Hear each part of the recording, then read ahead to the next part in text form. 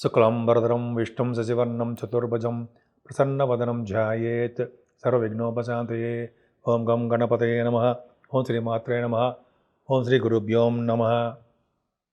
మా ఆది ఆస్థాలను చూస్తున్నటువంటి మీ అందరికీ పేరు పేరున నా హృదయపూర్వక నమస్కారాలు.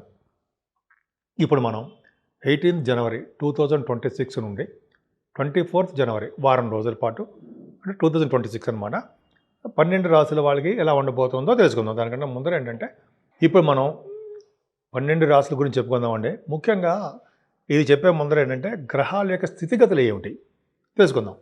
ముఖ్యంగా ముందర గురుగ్రహం గురించి చెప్పుకుందామండి. గురుడు వక్రగతిలో మిథున రాశిలో ఉన్నాడు. అంటే ఎప్పుడైనా శుభగ్రహాలు వక్రిస్తే శుభ ఫలితాలే ఎక్కువ ఇస్తాయి. కేతు సింహరాశిలో ఉన్నాడు. అంతేకాకుండా రవి, బుధ, కుజ, శుక్రులు మకర రాశిలో ఉన్నారు. రవి మకర రాశిలో ప్రవేశించాడంటేనే మకర సంక్రమణము అంటాం. అప్పటి నుంచి మనకి ఉత్తరాయణ పుణ్య కాలం స్టార్ట్ అయిపోతూ ఉంటుంది. పైగా ఉచ్చస్థితి కుజుడు కూడా ఉన్నాడు అక్కడ. ఉచ్చస్థితి కుజుడు ఉండడం వల్ల గొప్ప అదృష్టం అండి. అంటే అదృష్టం ఎవరికంటే మంచి మంచి కొన్ని రాశుల వాళ్ళకి ఉంటాయి. అదృష్టం ఇస్తాడు ఆయన. కాబట్టి ఒక శుభగ్రహం అంటే ఒక రవి ఉండడము, ఒక ఉచ్చ గ్రహం కూడా ఉండడం కూడా గొప్ప అదృష్టము. అలాగే బుధ శుక్రులు అంటే మకర రాశిలో ఈ గ్రహాల యొక్క ప్రభావం అదృష్ట సంకేతాలు సూచిస్తూ ఉంటాయి కొన్ని రాశుల వాళ్ళకి. అలాగే రాహు కుంభరాశిలో వాయుతత్వ రాశిలో ఉన్నాడు, మంచి ఫలితాలే ఇస్తాడు. అలాగే శనీశ్వరుడు మీనరాశిలో ఉండడం వలన కొన్ని రాశుల వాళ్ళకి జలగండాన్ని ఇస్తూ ఉంటాడు, కొన్ని రాశుల వాళ్ళకి అనారోగ్య సమస్యలు సృష్టిస్తూ ఉంటాడు అని చెప్పుకుందాం. సో ఇవన్నీ గ్రహస్థితులు అంటే 9 గ్రహాలకి ఉన్నటువంటి పొజిషన్స్ చెప్పాను. ఇప్పుడు మనం మేషరాశి గురించి తెలుసుకుందాం. ముందుగా మేషరాశి వారికి ఎప్పుడు చెప్తున్నట్టుగానే ఏం భయపడాల్సిన అవసరం లేదు. మీ రాశ్యాధిపతి అయినటువంటి కుజుడు దశమస్థానంలో ఉచ్చ స్థితిలో ఉండి మీ రాశిని చూస్తున్నాడు. గొప్ప అదృష్టం అండి. అంటే ఈ 18వ తారీఖు నుంచి కూడా మీకు మంచి యోగము, మంచి రోజులు వచ్చాయి అని చెప్పచ్చు. కొన్ని సందర్భాల్లో కొంతమందికి కుటుంబంలో ఇబ్బందులు, కుటుంబ సఖ్యత లేకపోవడము, కుటుంబంలో అంటే ఆరోగ్య సమస్యలు, అనారోగ్య సమస్యలు అంటాం కదా, అవి చిన్న చిన్న ఉండడానికి అవకాశం ఉంది. అంతేకాకుండా శని ప్రభావం వల్ల కూడా కొంతమంది పాటలు పాడే వాళ్ళకి అవకాశాలు రాలేకపోతూ ఉంటాయి. అలాగే యాంకరింగ్ వృత్తిలో ఉన్న వాళ్ళకి అవకాశాలు తక్కువ ఉంటాయి. ఏదైనా గురు ప్రభావం వలన కూడా మీకు షార్ట్ జర్నీస్ చేస్తుంటారు, మీ తమ్ముళ్ళు కలుస్తుంటారు, ధైర్యం ఎక్కువ ఉంటుంది, ఎక్కువగా వాహన సౌఖ్యం ఉంటుంది. కొంతమంది అయితే కమ్యూనికేషన్ స్కిల్స్ని పెంచుకుంటూ ఉంటారు. అంతేకాకుండా మీ ఇంట్లో మీకు విద్యలో అటువంటి ఆటంకాలు లేకుండా, ఇంత ముందులో కాకుండా విద్యలో ఆటంకాలు లేకుండా బ్రహ్మాండంగా సక్సెస్ఫుల్గా చదువుకుంటారు. అలాగే భూములు, గృహాలు, వాహనాలు కొనుక్కోవడానికి అవకాశాలు ఉన్నాయి, అపార్ట్మెంట్లు కొనుక్కోవడానికి అవకాశాలు ఉన్నాయి. అంతేకాకుండా మీ తల్లిగారికి ఆరోగ్య పరిస్థితి చాలా బాగుంటుంది. రైతులకు కూడా పంటలు నష్టం రాకుండా కలిసి వస్తుంది. ఏదేమైనా మీ ఇంట్లో శుభకార్యాలు, ముఖ్యంగా పుత్రులు పుత్రికలు అందాం, పౌత్రుల తర్వాత చెప్పుకుందాం. పుత్రికలు పుట్టడానికి అవకాశాలు ఉన్నాయి. స్టాక్ మార్కెట్లో కూడా మీరు నేమ్ అండ్ ఫేమ్ తెచ్చుకుంటుంటారు. కాకపోతే అంటే మీకు కొద్దిగా శత్రు బలం వలన భయం పొంచి ఉందండి. శత్రువు వలన జాగ్రత్తగా ఉండండి. కొద్దిగా అనారోగ్య సమస్యలు ఉండడానికి కూడా అవకాశాలు ఉన్నాయి. కానీ శుభకార్యాలు, వివాహాది వేడుకలు మీ ఇంట్లో ఇంకా రాబోయే కాలంలో జరగడానికి అవకాశాలు ఉన్నాయి. వివాహాలు కూడా కుదురుతాయి కూడా. ఏదేమైనా మీ విదేశాలు వెళ్ళడము, భాగ్యాన్ని వృద్ధి చేసుకోవడము, చక్కటి చదువు రావడము, విద్యలో ఆటంకాలు లేకుండా ముందుకు వెళ్ళిపోతూ ఉండడము చాలా చాలా ఒక అద్భుతమైన యోగంగా చెప్పచ్చు. రవి, బుధ, కుజ, శుక్రులు దశమంలో ఉన్నారండి. దశమంలో రవి, కుజులు ఖచ్చితంగా మీకు ఏంటంటే దిగ్బలత్వంలో ఉంటారు. అంటే పొలిటికల్ రంగంలో ఉన్న వారికి పదవులు వస్తాయి.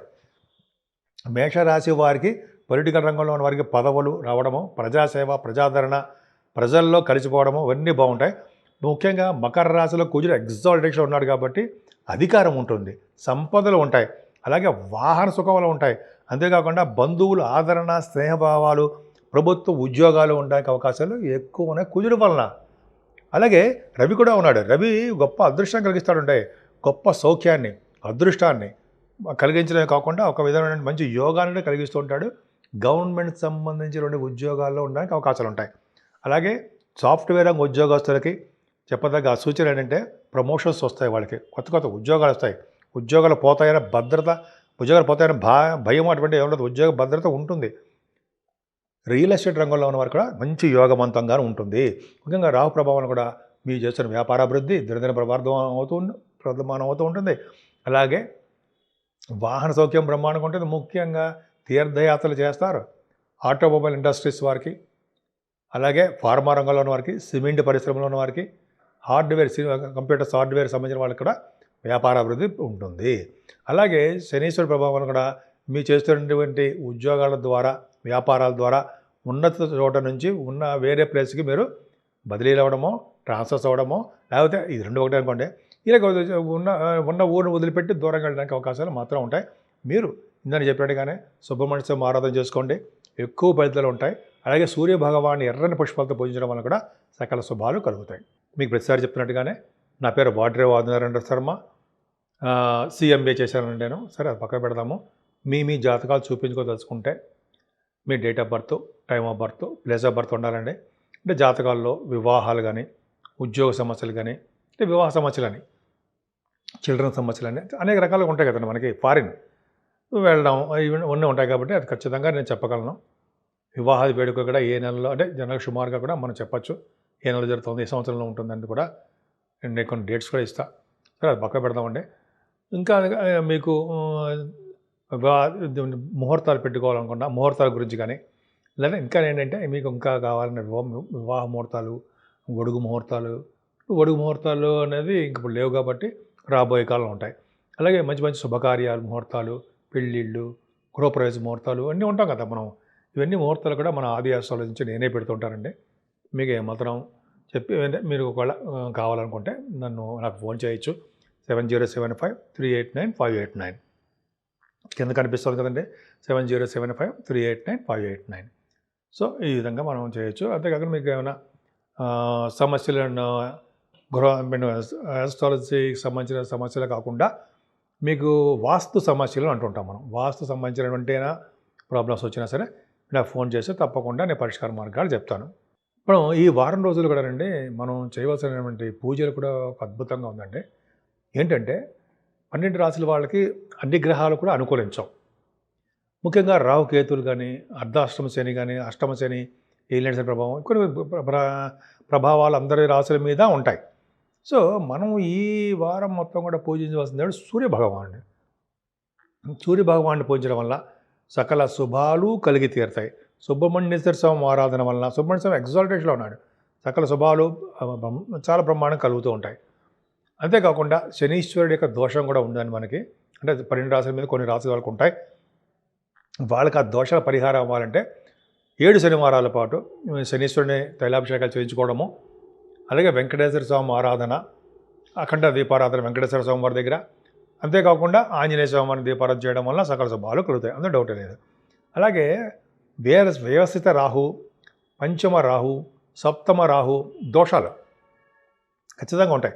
సో అదొకటి, కేతు ప్రభావం ఉంటాయి. అందుకనే ఏమాత్రం వీరున్న కాళహస్తి వెళ్ళి దర్శనం చేసుకోండి. అంతేకాకుండా మన ఊళ్ళోనే కావాలనుకుంటే టెంపుల్స్లోకి వెళ్ళండి.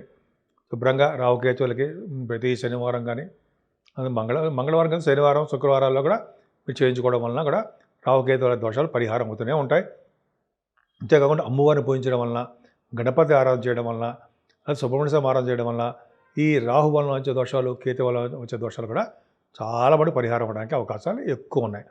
ఈ వారం మొత్తం కూడా మనం చెప్పినట్టుగానే సూర్య భగవాన్ ఆరాధన మాత్రం మర్చిపోకుండా చేయవలసిన పని అది ఆయన్ని. ఎందుకంటే మనకి ఆల్రెడీ తెలుసు కదా, ఉత్తరాయణ పండుగ కాలం స్టార్ట్ అయిపోయింది. సో సోమవారం పూజించడం వల్ల సకల శుభాలు కలుగుతాయి. ఈ 12 రాశుల వారికి అండి ముఖ్యంగా రాహు యొక్క ప్రభావము కొంతమందికి తీవ్రతగా ఉంటుంది. ఎందుకంటే 12వ భావం రాహు మరణాలని, దూర ప్రాంతాల్లో ఉన్న బంధువుల్ని, అయితే గృహంలో పీడల్ని, పశు నష్టాన్ని, చాలా విధంగా అష్టమ రాహు అయినా సరే ఈ విధంగా దోషాలు మాత్రం బాగా ఇస్తుంటాడండి ఆయన. సో శ్మశానంలో అడుగుపెట్టేటి చేయడము, బరియల్ గ్రౌండ్స్లో కొంతమందికి ఉంటుంది, అలా చేయడానికి అవకాశాలు ఉంటాయి. సో కాబట్టి ఆ దోషాలన్నీ పరిహారం అవ్వాలంటే మనం ఖచ్చితంగా రాహుకు సంబంధించినటువంటి నవగ్రహాల రాహుకి కొన్ని వారాల పాటు, 8 వారాలు, జనరల్గా 18 వారాలు అంటాం, అంతవరకు అక్కర్లేదు మనకి, 7-8 వారాలు చేసుకుంటూ ఆ స్వామివారికి దానాలు ఇస్తుకుంటూ ఉంటే ముఖ్యంగా రాహు ఇంపార్టెన్స్ ఉంటుందండి. అందుకనే రాహు పూజ చేసుకున్న తర్వాత ఆయనకి శివాభిషేకాలు చేసుకోవడం వల్ల సకల శుభాలు కలుగుతాయి. రాహు ప్రాణం నిలబెట్టడంలోనూ మొనగాడు ఆయన. మంచి ఆయుర్దాయం ఇవ్వాలన్నా, మరణం నుంచి వెనక్కి తీసుకురావాలన్నా కూడా రాహు మంచి శని కంటే బలవంతుడు.